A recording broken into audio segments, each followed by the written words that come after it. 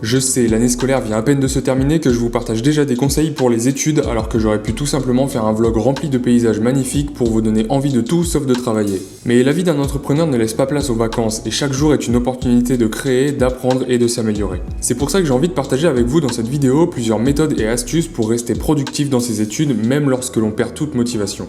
Peu importe quand vous regardez cette vidéo, mais si vous êtes actuellement en vacances, sachez que c'est le meilleur moment pour vous pencher sur vos projets personnels, car c'est le moment où tout le monde sirote un cocktail au rhum en bord de mer. Et donc du coup, c'est l'occasion parfaite pour prendre de l'avance sur vos concurrents et développer vos projets. Si maintenant vous êtes en pleine période de rentrée scolaire, c'est l'occasion parfaite aussi. Les périodes de transition comme celle-ci sont des opportunités immenses de repartir de zéro, de reprendre des bonnes habitudes et d'améliorer sa productivité.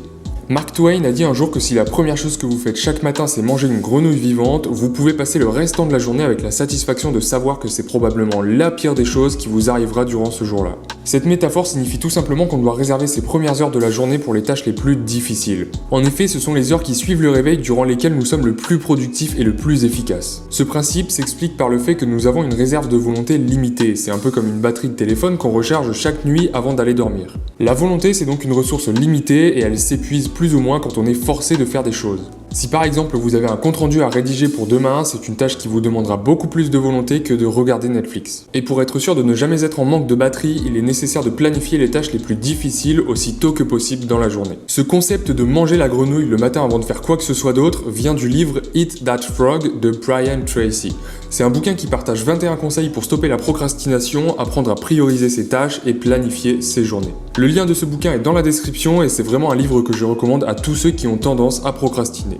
Bon, maintenant c'est l'heure d'aller en cours, c'est parti pour une journée de 8 heures. L'objectif c'est de tirer un maximum parti de ces heures de cours pour retenir la majorité de ce qui va être enseigné. Le problème avec l'enseignement classique c'est qu'il n'est pas toujours passionnant et une journée de 8 heures à moitié concentrée peut vite se transformer en une soirée de 4 heures à rattraper ses heures de retard. Donc comment prendre parti de ces heures de cours pour être le plus efficace possible? Pour ça, il n'y a pas de secret, la prise de notes. Que vous soyez plutôt papier ou digital, peu importe. Le plus important c'est de graver quelque part les connaissances qui vont vous être transmises durant la journée. Alors pour ça il existe plein de logiciels de notes, dont un que je peux vous conseiller qui s'appelle PDF Element. PDF Element, c'est un logiciel disponible sur toutes les plateformes et développé par iSkySoft qui sponsorise cette vidéo. Il vous permet de créer un document à partir d'un scan ou d'une page blanche, donc typiquement vous pouvez aussi bien transformer les polis que vos profs vous donnent en PDF et ensuite les annoter ou prendre des notes de cours sur un document vierge. Le point le plus important dans la prise de notes, c'est la centralisation. On a chacun notre méthode idéale et ça prend souvent du temps de la trouver, mais il est primordial de trouver sa propre façon d'organiser ses notes. Mais le plus important, c'est que toutes les notes soient au même endroit, de ne pas avoir à rechercher à chaque fois qu'on a besoin d'une note en particulier.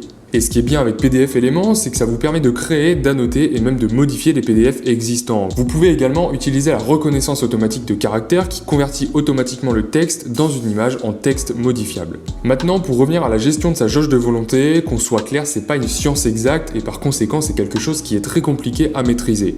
Mais de simples observations sur votre travail peut améliorer grandement votre productivité. L'idée ici, c'est de traquer son énergie, sa motivation et sa concentration. Obtenir des données sur toutes ces métriques vous permet au bout de quelques jours de trouver des schémas qui se répètent et de comprendre son corps. On peut par exemple remarquer que son énergie baisse après avoir mangé ou que sa motivation est au maximum les 3 premières heures de la journée. Des études montrent que la période durant laquelle le cerveau est le plus actif, c'est l'heure avant de manger.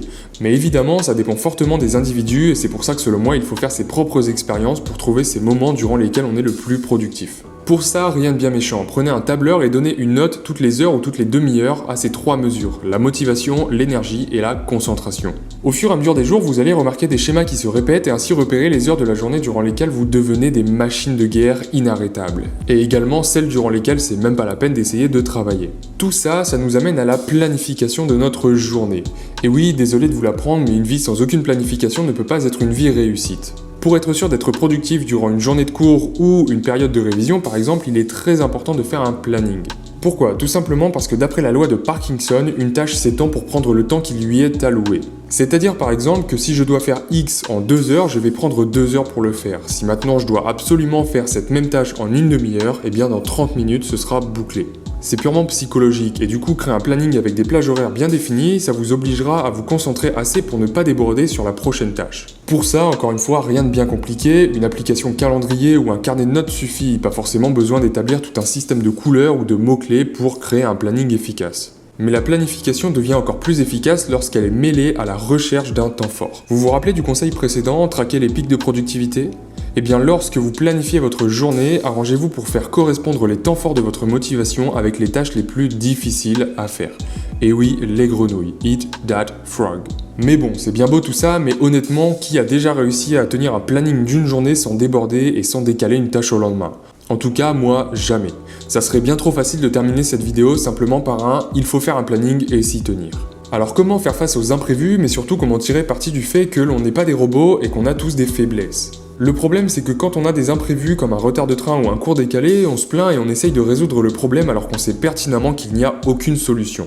Alors au lieu de s'acharner à vouloir passer à travers un mur, il vaut mieux trouver un moyen de prendre avantage de ces imprévus. Une des solutions que j'ai trouvées à ça, c'est de faire une liste de choses à faire et les classer par temps que ça prend ou par outil que ça nécessite. Si c'est des emails à envoyer, besoin d'une connexion internet. Si c'est un examen à réviser, les polis ou un accès aux cours sur le drive. Et ça permet donc dans un temps mort de parcourir cette liste et d'effectuer un maximum de tâches qui sont à faire pour rentabiliser justement cet imprévu. Maintenant, il faut garder en tête que ces concepts et méthodes que je viens de vous donner ne sont pas universels et qu'elles ne s'appliquent pas forcément à tout le monde. De même, il existe bien d'autres techniques permettant d'augmenter sa productivité dont je ne vous ai pas parlé ici. Le tout, c'est de tester plusieurs solutions, de voir si elles marchent plus ou moins et d'en ajouter une à la fois pour qu'elles deviennent une habitude. Merci encore à iSkySoft et leur logiciel PDF Element d'avoir sponsorisé cette vidéo. Vous pouvez jeter un œil dans la description où vous trouverez tous les liens pour télécharger PDF Element ainsi qu'une réduction pour les étudiants. N'hésitez pas également à me dire dans les commentaires les méthodes que vous utilisez pour travailler plus efficacement et moi en attendant je vous dis à la semaine prochaine.